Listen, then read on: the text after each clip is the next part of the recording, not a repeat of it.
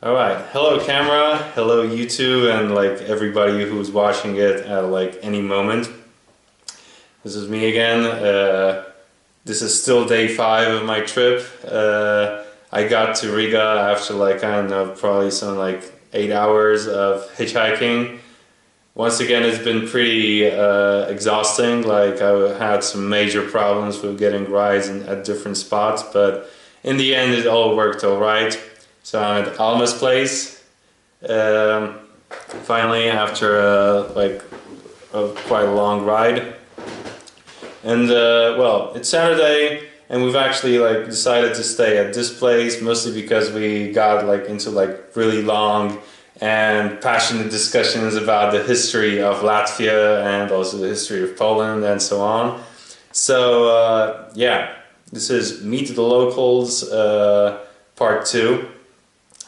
So, Alma, I would like to ask you in front of the camera a little bit, like, about some facts like that could help the people who are watching this understand, like, kind of where I am at currently and what are sort of the people like in this place, what they think about, and so on. So maybe let me start off first of all with like a very kind of basic question, I suppose. So could you tell me something about like what are the things in your opinion that you would say that are unique, like completely unique for Latvia? What are the things that make this place, like this place on the map, completely different from like any other country or like geographical area?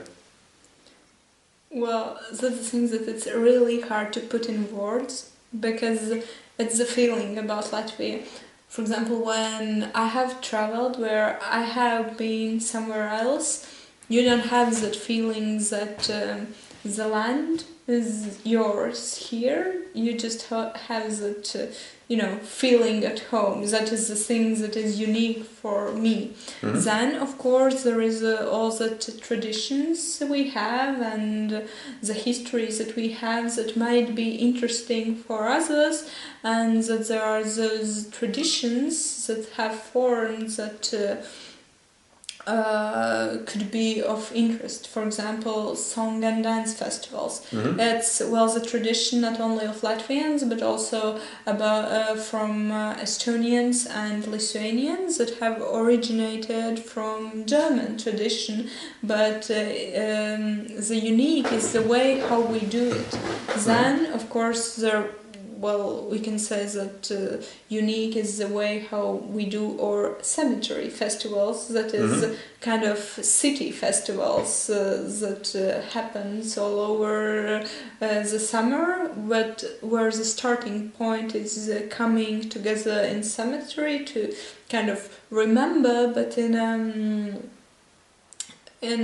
not in a sad way, people who were our ancestors. Then, of course, it's nature. Then, it's this European cultures that we have that, in a way, have a lot of similarities with other cultures. Let's say the clothes, the Estonians, the Lithuanians, but also, for example, medieval culture of Europe. It was everywhere in a way similar, but then there are the forms that were a bit different. So, for example, in Latgale we have this specific kind of way of singing that in this month in May, women and also other people from villages do by crosses. Well, it's traditions that were almost extinct, but now that it's brought back to life. So it's a lot of details. It's a lot of kaleidoscopic and different details that you have to kind of find for yourself and define, because it's very different for someone.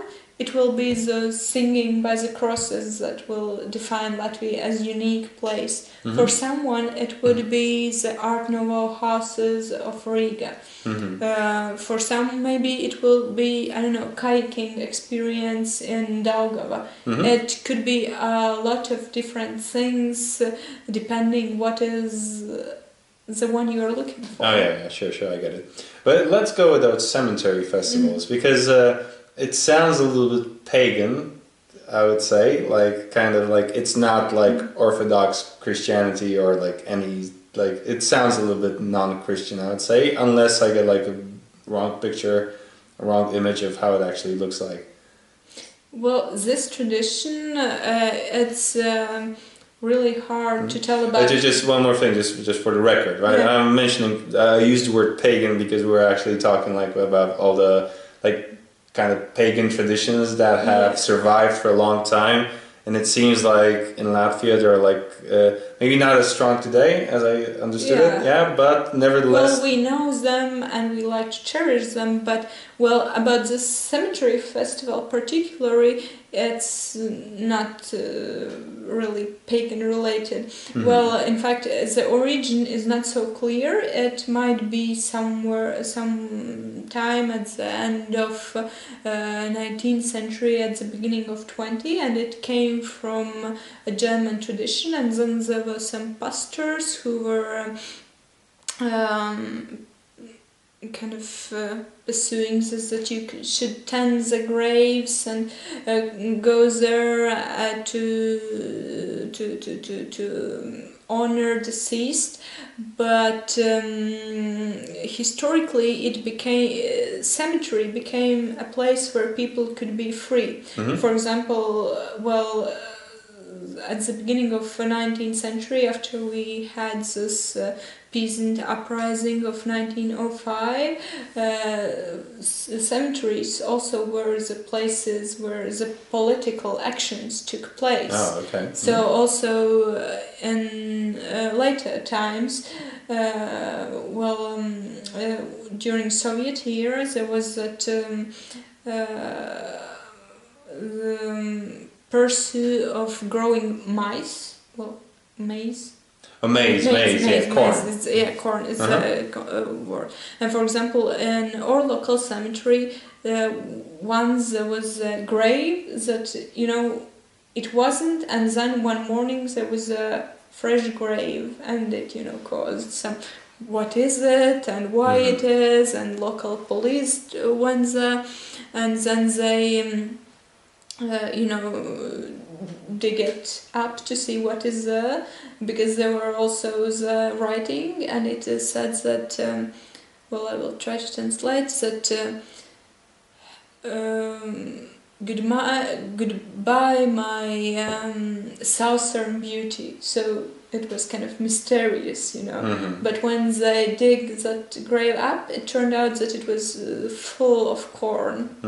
So it was kind of political remark. All right, yeah. And so those cemetery festivals are important things that Latvians are going to countryside where they come from.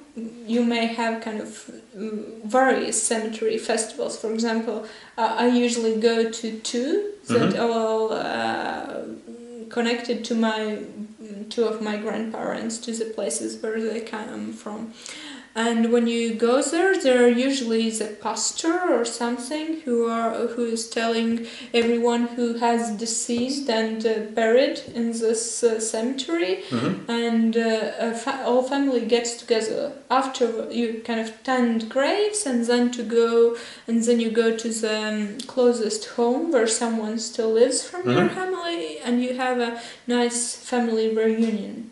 So that is not the pagan thing. It's just the traditions that is interesting. So and the one, and then another one is a candle leaves that on autumn. More or less the same people gather in those cemeteries to celebrate this candle eve, to also remember the deceased. I see. All right. So what are some things that people should know about Latvia, in your opinion? Like, probably I mentioned it before, and yeah, I just want to mention it in front of the camera that, you know, basically when I was coming here, I just knew so little about the country. Thanks to you, I know a lot more now. But nevertheless, what do you think of like some of the, you know, facts that you would like, you know, every person from like other countries that are maybe watching this know about your country?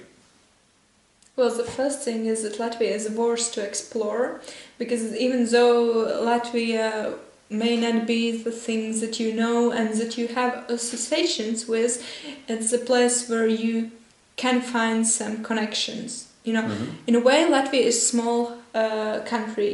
Well, there are not so many Latvians, but in a way, Latvians are everywhere, and we kind of have a connection with almost all the countries in the world. So, of course, we have historical connections like with Poland or, I don't know, Lithuania, the closest neighbors that we have. But there are also interesting stories about Latvian diaspora, I don't know, in Tobago or in Brazil. So Latvia is a place to discover. And what to discover, it depends on the one who is going on this journey.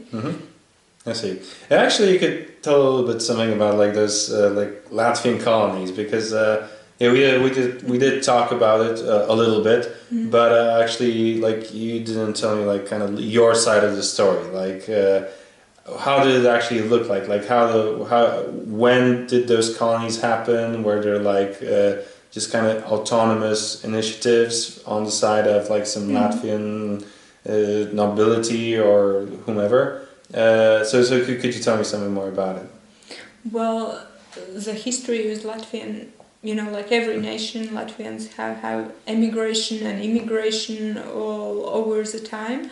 So the ones that Latvians kind of refer as a time of those colonies are in fact some two really short moments in history when there was a Duchy of Courland, and there was a really short momentum of time when they had some influence in Tobago. And well, for us it's important that there were some Latvians who actually went there.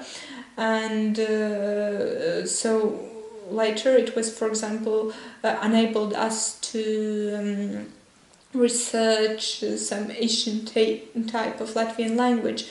But for example, with Brazil, it's other story. It was our biggest religious communities that went exile. It was connected with Baptists. Oh yeah. So they went to Brazil to make colonies that would live by the rules of God. In fact, not far away there were it was recently there was a film about it. So, but there have been also other places where we have emigrated, and there had been various reasons. For example, also in Russia there were Latvian colonies because there you could the land was cheaper, or you could get it for free. Then there were also this revolution of 1905, the peasant revolution. Afterwards, people were forced to flee, to escape, and so there were some Latvians who got, for example, to America. But well, you always have to take kind of focus to some country or some part of the world, because it's so wide. Yeah, sure, I understand it. But so as I understand it, like the main, it wasn't like this, like the same case with many colonists from most Western countries that went to different parts of the world in order to pretty much just get the goods, get the resources that were present there. No, not really, because Latvians till beginning of 19th century, they were mostly peasants, or being Latvian meant that you were peasant. It meant that you may not enjoy the education that, for example, Germans was. There was even some debate in the 19th century whether educated Latvian isn't German, Baltic German, but so it's important that for example, with developments and at the end of 18th century, there was for peasants there was a serfdom, so peasants hadn't this freedom to move wherever they wanted. So it's in a way different. We have some momentums that we have the same as all European histories that we have in common, but we have our differences in them. For example, that there are kind of for example, great nobility for Latvian. Well, kind of we can look that we had at the mid 19th century, we have our first educated men that we could look in a kind of nobility, but there wasn't nobility as such. For Latvians. Of course, there were some who there was those Latvian tribes, and most likely there were some men who were connected with Germans, and so they formed some noble families, but they weren't kind of, at least also nowadays, they aren't really considered to be Latvian. I see. So we are once, in a way, without nobility. Oh yeah, sure, I get it. So actually, yeah, since I brought that like pagan thing earlier on, perhaps you could tell once again something a little bit about how like those pagan traditions were, because as I understand it, they're not really strong that strong right now, but nevertheless they are existent, like in the sense that there are people who like kind of like respect, for instance, like those sacred forests and so on. Well, some trees or some rocks. Okay. Yeah. Well, it's it's kind of you can write books about religion and I don't know, Latvians and but even though Latvia is considered to be Christian, and when, for example, with dominating religions, Lutheranism, Catholicism, Orthodox Russians, there are also some charismatic churches and so on. But there are some, we aren't maybe so involved in church life. Of course, in Riga we have some churches that are, that have their quite a lot of people, but I guess mostly the people that I know aren't really religious ones. Well, maybe they go to the church, for baptism or something like that, but they aren't kind of practitioners in everyday life. So, for example, most important, at least I would say that most important holiday in Latvia is midsummer solstice or Jāņi, and again it's kind of paganic tradition, but then there's also questions that in a way how we celebrate, how much it's traditions that is newly formed and the traditions that has been existent for a long time. But of course a lot of Latvians like to consider them with some kind of pagan values, but I guess that's the topics where you need a lot of analyze. Because, for example, we have also a movement that's called Dievturi, that also formed in the beginning of 20th century, and the first half, when that is kind of way how they tried to put together the paganic legacy and form of religion as they know as a Christianity, and they form kind of this special way of religion. There are not so many believers of this kind, but there are still some. Yeah, sure. Yeah, but like the part that I found personally the most interesting was the one when you were talking about like this goddess of the sun, and like how there's this other world that you go to after you die. Could you tell us something more about it? Well, so if we look in folklores, then Latvians have couple of gods. There was if we try to translate, then we had a sun that is connected also with the sun that we see in the in the sky. Okay. But it's also when we think about the kind of worldview we have.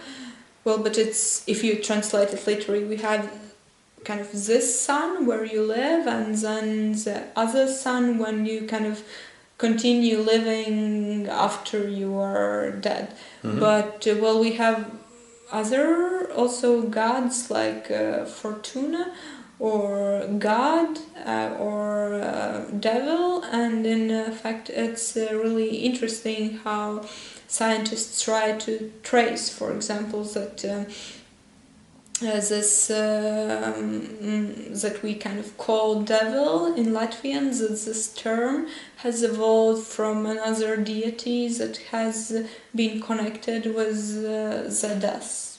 So with what? Zedas, that kind of who has this kingdom of dead people, or it's hard to translate because you know those terms, you kind of try to translate them, but then in different languages the meanings may be more broad or more narrow. So as I understand, it was like every deity had his or her own world, like that people would go to like after death, or no, it's not like everyone has it. They had kind of different spheres of life. It's interesting that we do not know so much about it because when at the 19th century came the people who were interested to write down what the people were kind of believing. The conversion to Christianity has already taken a place in a way that the people who were interviewed, a lot of them kind of were telling stories about what did they, I don't know, grandparents did, or what they did, but we don't have kind of complete knowledge about it. But we have quite a lot of different deities. For example, but we have also different kind of influences. We have this Finno-Ugric influences, that we have a mother of sea, mother of forest, mother of road. Well, everything can have a mother.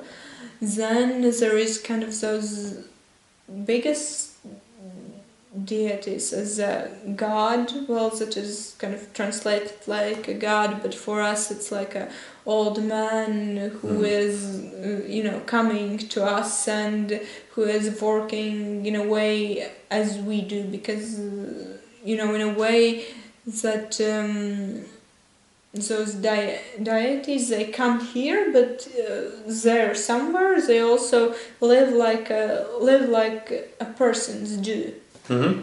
So we have, for example, also the Tanda or Sun or Fortuna, but it's really complex issue. Oh, It's right, hard I see, to I see. explain it, and the problem is that there is one is that how we look on it now, and how much we really do know about what people really believed in.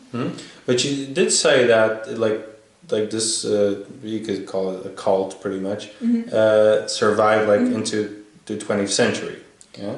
Well, in a way, there are traditions that are connected, like, that we are celebrating this Midsummer Eve, this summer solstice. Well, there are other solstices that we can celebrate, and there are some people that really do it.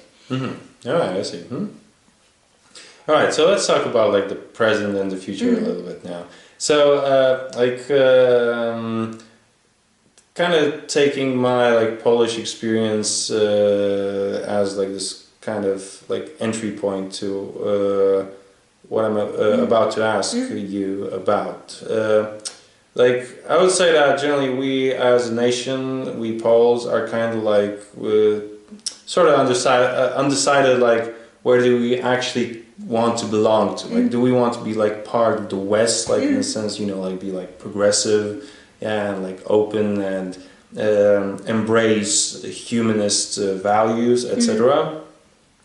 Should we perhaps be a little bit more Eastern in the sense that like conservative, religious, etc., or be something of like basically our own thing? So how does it look like in terms of Latvians? Like generally speaking, if you would like take like this kind of imaginary typical Latvian, how would you say like how would that person kind of like describe herself? What would perhaps that person's aspirations be? So do you, as Latvians, do you feel like that you really want to be a part of the West? Like, do you have this kind of drive as a nation, or would you say that you're kind of like more relaxed about it, like a lot of Poles, for instance, do, and you kind of want to remain like just being like this part of like Eastern Europe still, and kind of like remain like retain your kind of traditional values, not just becoming part of something that is going on in the West?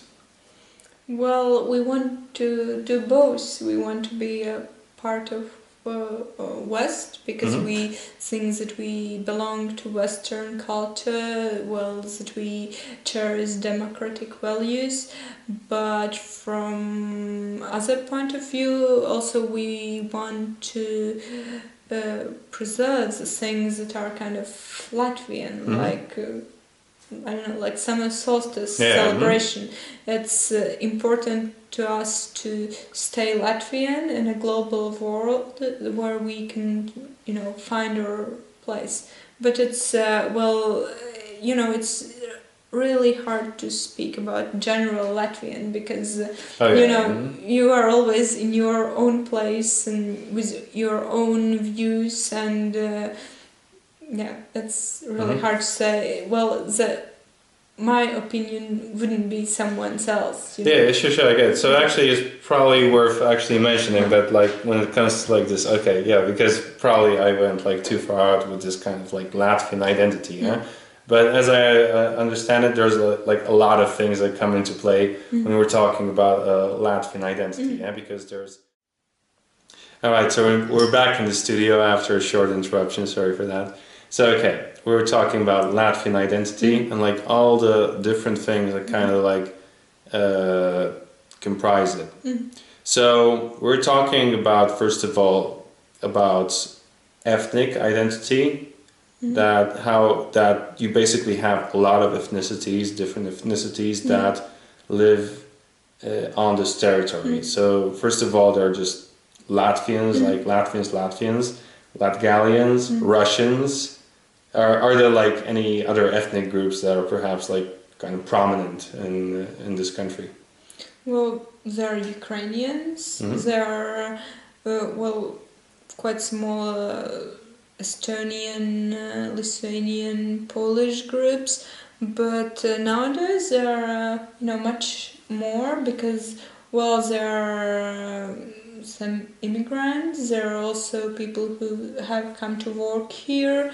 There are people who are studying here. So it makes that map much more vivid. So it's not surprise today to hear some Spanish in supermarket. Yeah, sure. Yeah, well, like the fact that Russians comprise like 35% of like the inhabitants of Riga, it was kind of shocking to me. Like I knew that there was a Russian minority, but I didn't think it was so big. But in the scale of like the whole country, how much, like what percentage do they comprise, Russians? Well, I won't be good with numbers, but I think that it's about 40%. Okay, so wow. But it's that. Well, I'm not sure about it. It just the way that I think it is. Yeah.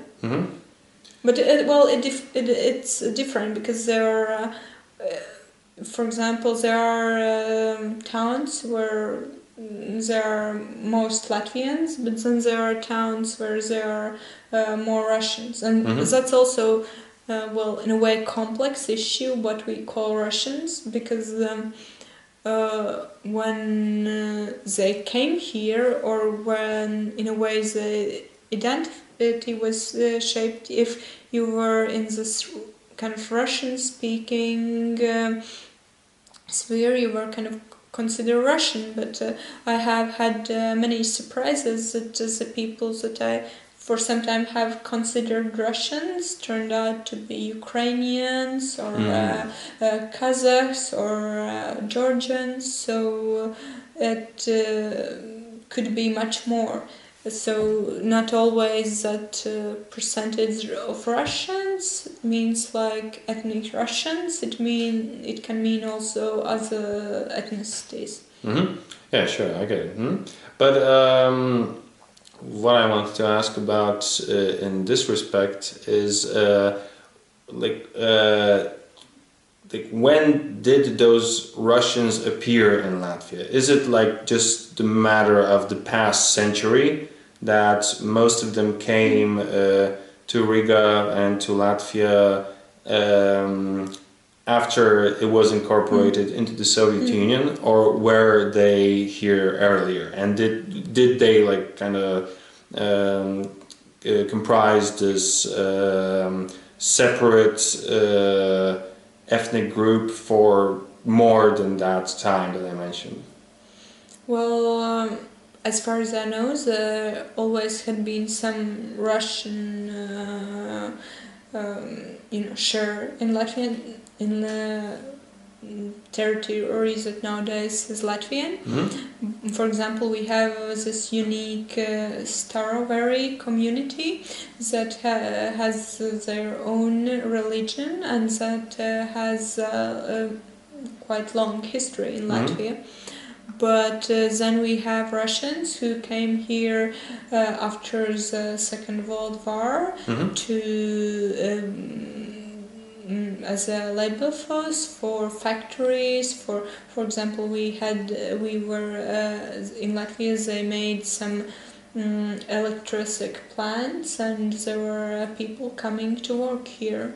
So, like the major influx of kind of Russian-speaking community was during Soviet time, but there always has been some kind of Russian influence in a way that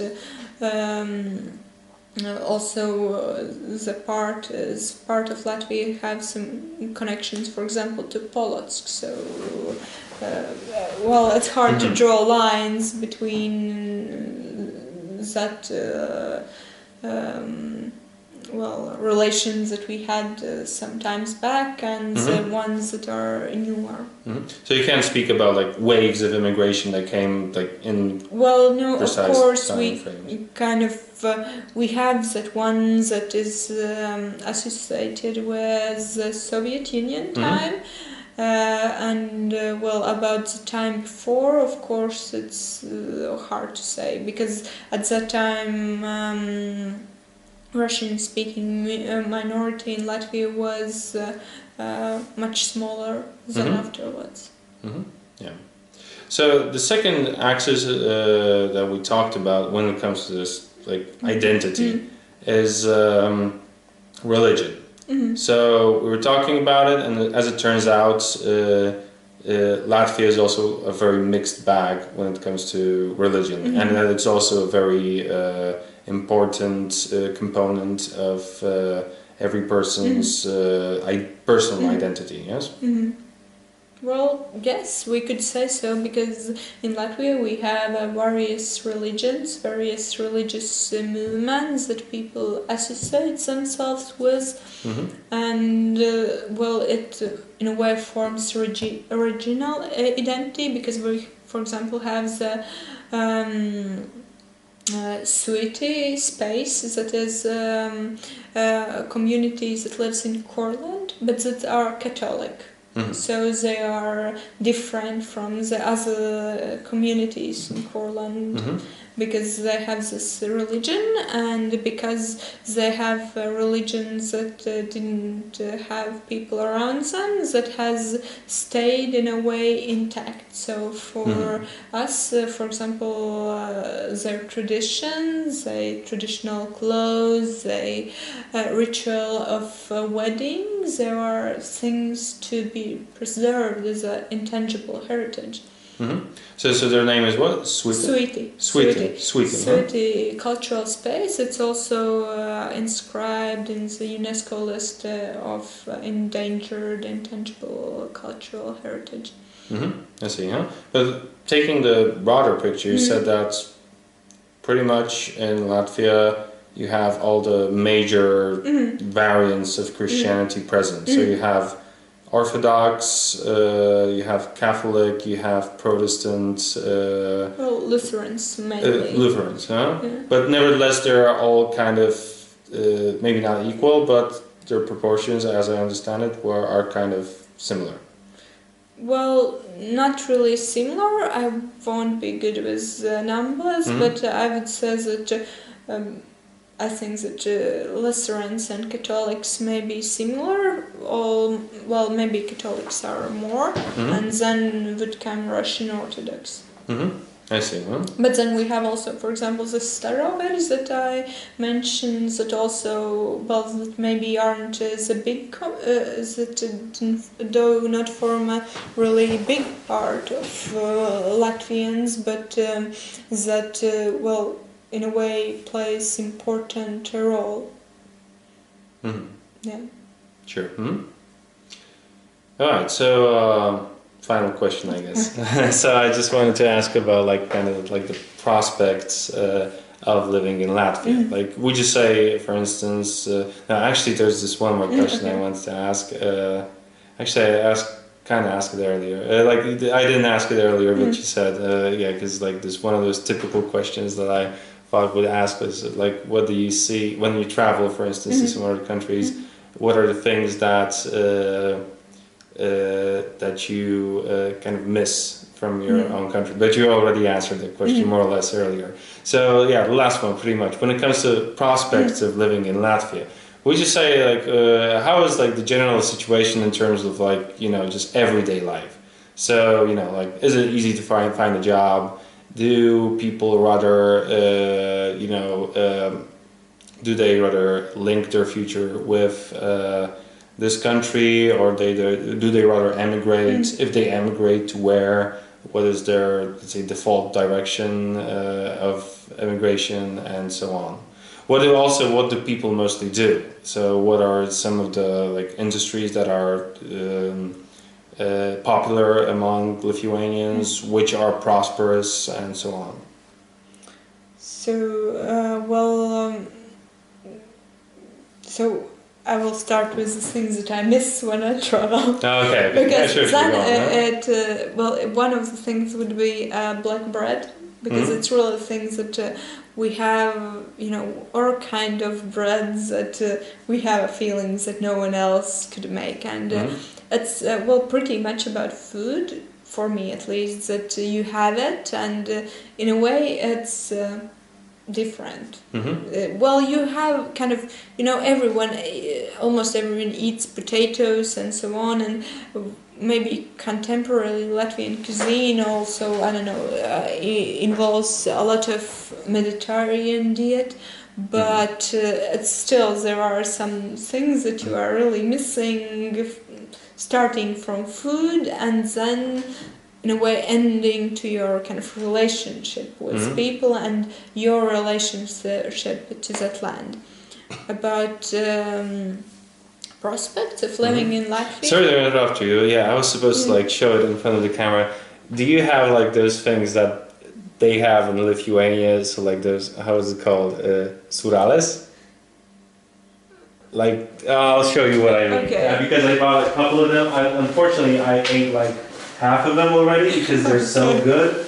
But it's a thing that, I don't know, I never saw it, and shit, I hope it's not, oh damn, it's kind of squashed, but whatever.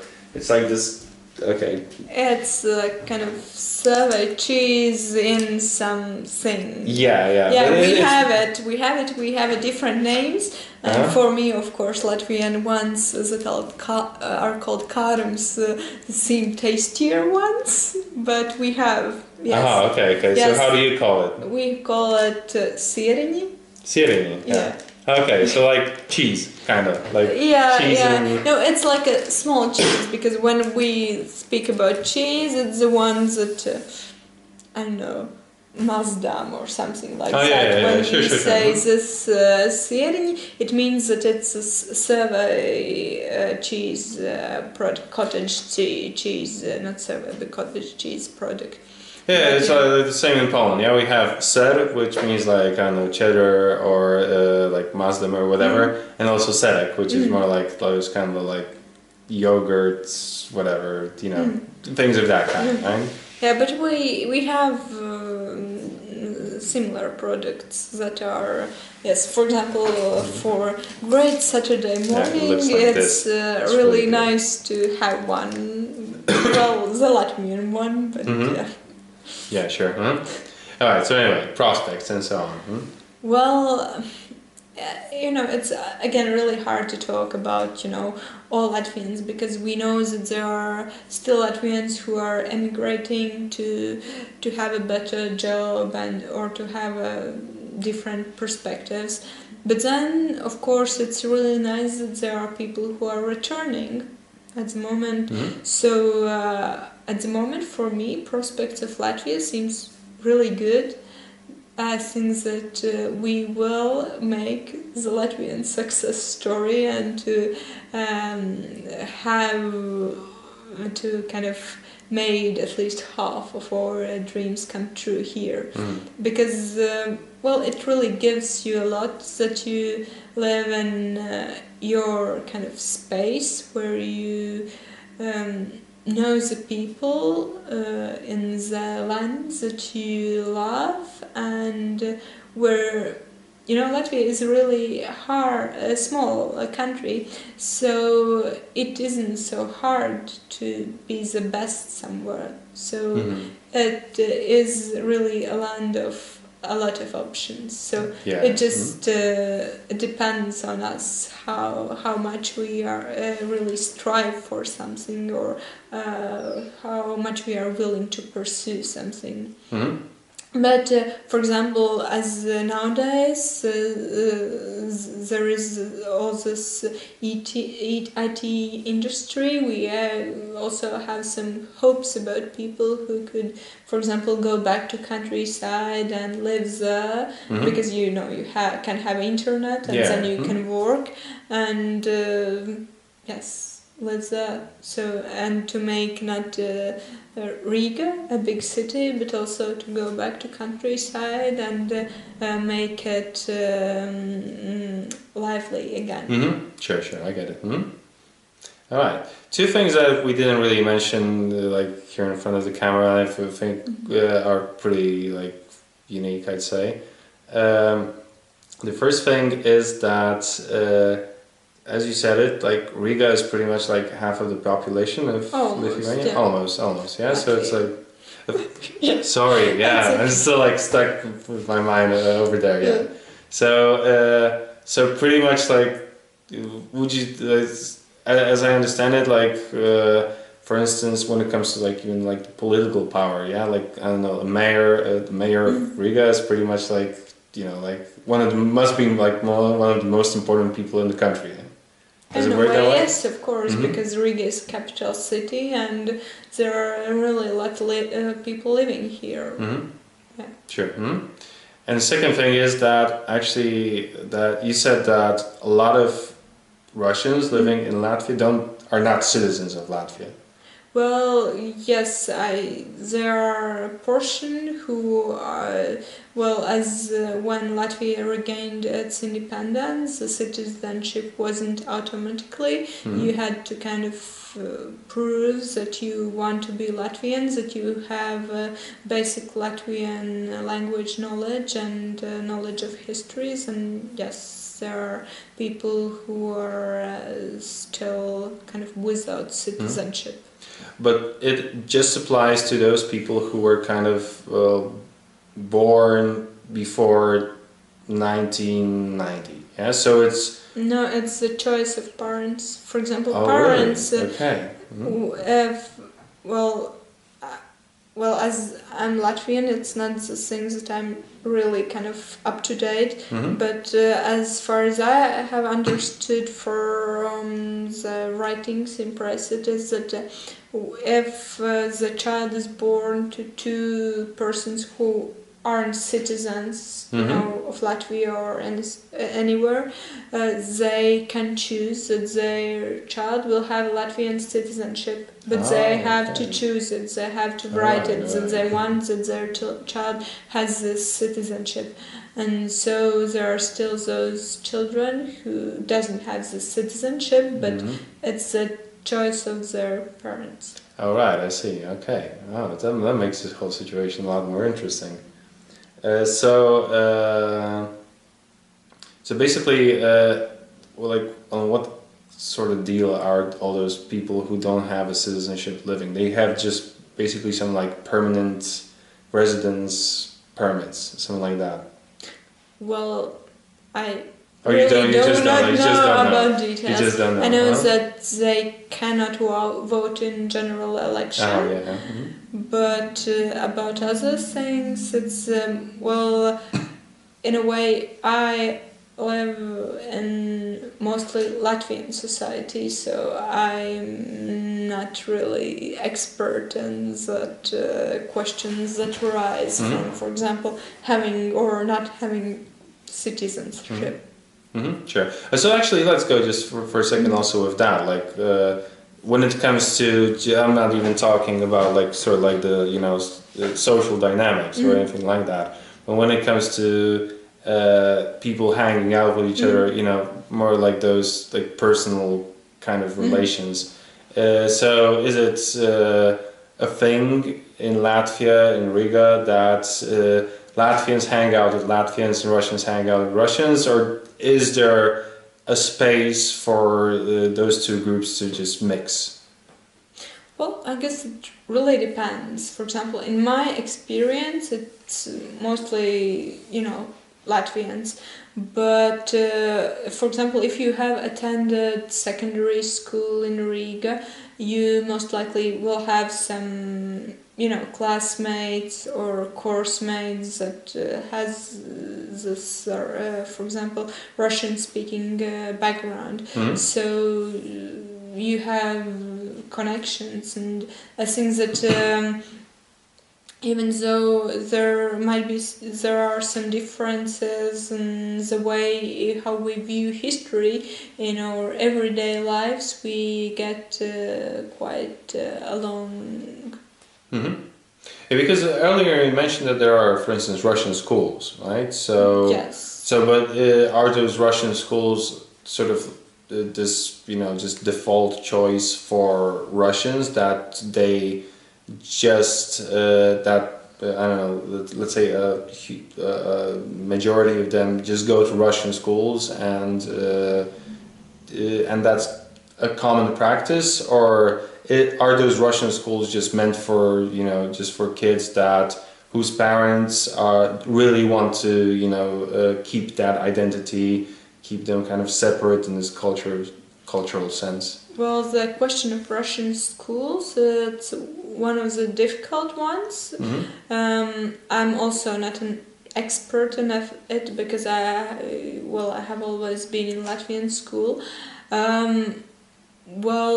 We had some tensions when was transferred to bilingual education, also in Russian schools. It meant that there were highest percentage of subjects that were taught in Latvian than in Russia. So there were some demonstrations and things like that. But it's hard to say because there are also quite a lot of Russians who go to Latvian schools, and there are some Latvians who are sent to Russian schools to kind of learn the language and to be, to be able to get a job and to have also Russian as a second language. So it's really hard to tell. Of course, we have that in Latvian media, and also I have general impressions that Russian schools is kind of a way of keeping their identity, about keeping their view of histories that maybe not always is the same with Latvians. I see. Huh? So you actually mentioned that some Latvian kids go to Russian schools to have better job opportunities. So does it work like this, that for instance Russians kind of control certain industries, like very specific businesses, and that's why some parents decide to send their kids to Russian schools? Yes, lately there has been debate on it, that and also about whether it in what, for example, when there are work offers, in what kind of situations you should be able to ask Russian as a language that person speaks, because sometimes it's asked, for example, for the work jobs that it might not be necessary, but it's hard to say.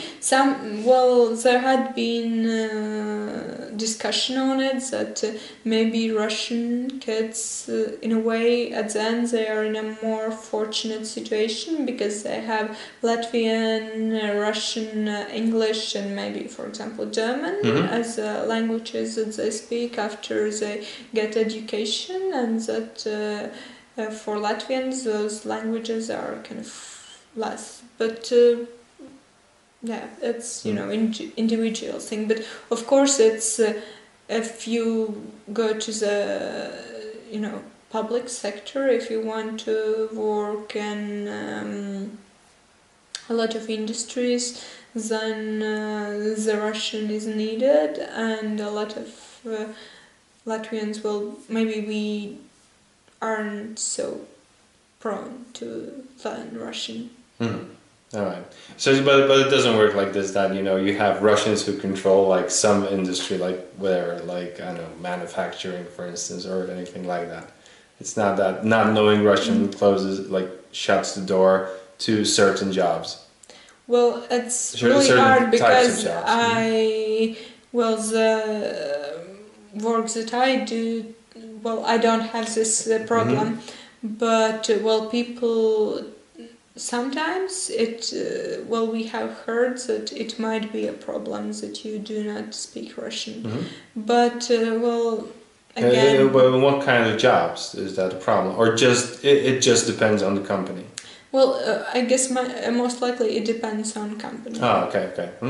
Yeah, sure. Okay, for example, there is also the thing about the holidays, because, for example, Christmas that we celebrate aren't at the same day when the Orthodox celebrates. For example, Christmas or sometimes also Easter, and it's also, it's a debate on whether they should be holidays or not. Mm-hmm.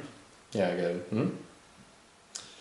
All right, so I guess I know. Do you have perhaps something that you would like to add that you didn't say before, and like I don't know, crossed your mind when you were talking?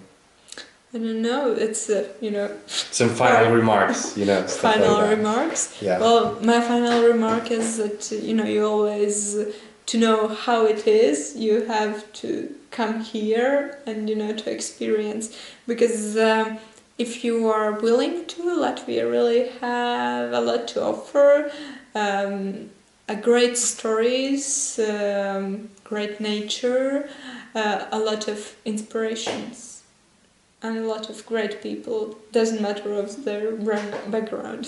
Yeah. But still, that's an interesting story, yeah? Yeah, well, it's Always. the stories that is kind of on spotlight. Mm-hmm. But there is a lot of things to discover here, so it's important to kind of find your point of interest and come here and to discover, as I guess everywhere else. Probably, yeah. Yeah. All right, cool. Thank you very much. Then, this was a very informative and interesting time that I spent talking here with you. So thank you very much, people, for your attention, and see you next time.